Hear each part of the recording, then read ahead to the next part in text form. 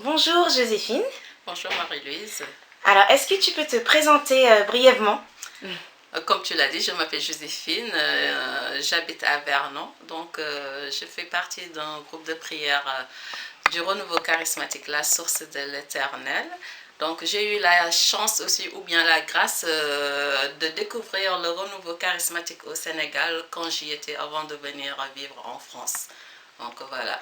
Qu'est-ce qu'un père ou une mère spirituelle et quel est son rôle? Un père ou une mère spirituelle, c'est une personne qui nous accompagne dans notre cheminement spirituel. Donc, c'est une personne à qui on a confiance totalement. Donc, on se livre à cette personne sans retenue, entre guillemets, parce qu'on se dévoile à travers cette personne pour mieux découvrir notre Seigneur, pour mieux comprendre des choses spirituelles ou bien terrestres, banales, qu'on n'arrive pas à comprendre notre cheminement personnel et vis-à-vis des autres, notre engagement aussi, côté évangélisation et envers nos frères et sœurs. Donc du coup, on peut lui poser toutes les questions, tous les doutes ou toutes les préoccupations qu'on a au niveau spirituel. Et comment on le fait pour le trouver, pour le... Effectivement, donc comme je l'ai dit, on doit être ouverte à cette personne. Normalement, un père ou une mère spirituelle, je pense que c'est par la prière. Parce que moi, ça fait des années, j'ai prié pour ça. Je disais, Seigneur, mais depuis des années, je te demande un père spirituel, mais j'arrive pas à avoir ce père spirituel. J'avais vraiment ce besoin d'avoir un père spirituel. Même si j'avais des personnes qui me conseillaient, des personnes bien avancées spirituellement qui m'accompagnaient, mais j'avais toujours ce désir d'avoir quelqu'un à qui je peux me référer totalement. Donc, des années, je peux dire des années, j'ai prié pour. Et il y a 2 ans de cela, j'ai rencontré un prêtre charismatique du Sénégal qui était de passage ici en France. Je lui en ai parlé, il m'a dit oui, il n'y a aucun problème, je peux te suivre. Donc, on a échangé nos coordonnées. Par 2, 3 fois, je l'ai appelé, mais c'était pas fréquent. Donc, j'avais toujours cette soif. J'avais l'impression qu'il était là sans pour autant être là. Donc, ça me suffisait pas. Ça me suffisait pas. J'ai continué ma prière. Et en octobre 2018, il y a un soir, j'étais pas du tout bien. Franchement, j'étais pas du tout bien. Voilà, j'ai appelé un ami parce que j'ai des amis prêtres, moines, j'en ai. Donc j'ai appelé un et d'un seul coup c'est venu. Est-ce que tu veux être mon père spirituel? Il m'a dit, ah, il faut qu'on mette ça en prière. Donc un autre, c'est ça? Donc, oui, que j'ai connu. Ah d'accord, que j'ai connu. Donc voilà, il m'a dit, il faut qu'on mette ça en prière. J'ai dit, il n'y a aucun problème. Je lui ai expliqué. Donc, ça fait des années que je cherche. J'ai prié. Je lui ai expliqué l'expérience que j'ai eue avec le premier que j'ai demandé à être mon père spirituel sans pour autant sans pour autant que ma soif soit atténuée. J'avais toujours cette soif. Donc, après, il m'a proposé de mettre ça en prière, chacun de son côté. Donc, on a fait la prière. Et pour moi, c'était lui. Lui aussi, quand on s'est réunis au téléphone, il m'a dit, si c'est moi, il n'y a aucun problème. Mais tout, on le fait avec le Seigneur. Et quand je l'appelle, la première chose à faire, c'est de prier. C'est prier. Et je rends grâce au Seigneur parce que c'est un moine.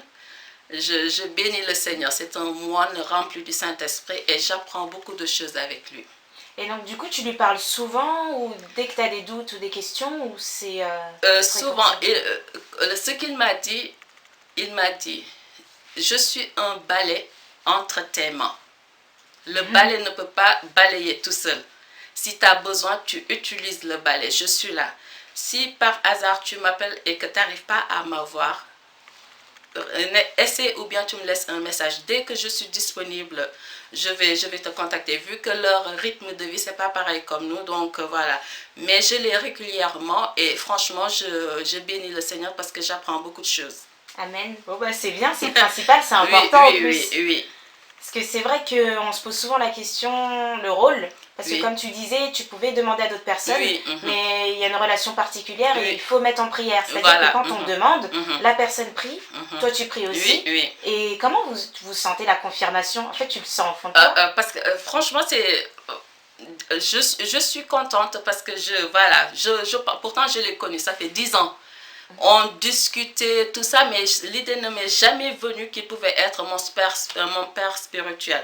On avait gardé le contact. À un moment, j'ai changé de téléphone, j'avais plus son contact. Un jour, bizarrement, pas bizarrement, c'est le Seigneur qui fait, il m'a recontacté par mail, alors que j'avais même oublié que j'avais son adresse mail. On a repris contact, tout ça, et voilà, ça s'est fait tout seul. Ah bah c'est bien, donc c'est à travers le Saint-Esprit, à travers le Voilà. Seigneur, et tes prières ont été exaucées. Voilà, parce que franchement, ça fait plus des années que je priais pour ça. Et donc c'est le père spirituel, il t'aide à t'élever personnellement. Il C'est-à-dire que comme il y a un lien avec... Oui. Ça a été fait via la prière, Oui, c'est-à-dire qu'il est là pour t'élever, c'est ça? c'est ça, pour m'amener au Seigneur. Donc, ce qui me plaît, c'est surtout que quand, par exemple, j'ai un souci avec une personne, par exemple, toi, je l'appelle, je lui dis, mon père, il donnera jamais de tort à la personne. Il me dira jamais tu as raison, l'autre a tort. Non, c'est toujours concentré sur moi. Regarde ta relation avec le Seigneur. Est-ce que cette personne n'a pas eu des difficultés ou bien ne juge pas. Quelle est ta relation? À quel point tu es avec le Seigneur? Est-ce que tu ne dois pas dépasser ça et ça? Donc, c'est quelque chose, tu te mets tout le temps en question. Est-ce que je dois réagir à ça? Est-ce que tu apprends en quelque sorte à discerner? Il ne faut pas juger les autres, il ne faut pas critiquer les autres. Telle personne a réagi comme ça, peut-être il y a ça, ça. Est-ce que j'ai à critiquer cette personne ou à la blâmer? Au lieu de faire ça, j'ai à porter cette personne en prière et demander au Seigneur de me faire grandir parce que Christ a été humilié. Christ a accepté, il s'est abaissé. Donc, si je suis servante du Seigneur, je dois apprendre à m'abaisser. Qu'est-ce que tu peux dire pour une personne qui cherche son père spirituel, qui est perdu ou qui en a déjà un mais a l'impression que ça ne lui apporte pas grand-chose? Moi, je dis que, comme je l'ai dit au début, j'ai mis ça en prière des années. Donc, c'est pas que la tête de la personne me convient, je vais la choisir comme père spirituel ou mère spirituelle. Non. Dans le Seigneur, ça ne marche pas par affinité. Il faut savoir être à l'écoute du Saint-Esprit. Donc, on chute souvent parce qu'on est trop dans la chair. Dans le Seigneur, il faut savoir être à l'écoute du Saint-Esprit et être patient aussi. Patient parce que voilà, je l'ai cherché des années et je pense vraiment que c'est le père spirituel que le Seigneur m'a donné. Oui, c'est sûr. Bon, bah, c'est bien, au moins tes prières ont été exaucées. Ça a été exaucé et je suis contente parce que j'apprends des choses. Bah, je vois autrement, j'apprends des choses. Oui, bah, donc c'est ça le but, c'est vraiment de nous faire élever dans la foi. Oui, voilà, c'est ça. Et nous faire grandir. C'est ça, nous faire élever dans la foi. Avancer. Bon, bah merci alors pour toutes les explications. De rien, j'espère que voilà, j'espère que c'est clair, que ça va aider, j'espère bien. Très bien, merci. Merci, demeurez bénis. Au revoir. Au revoir.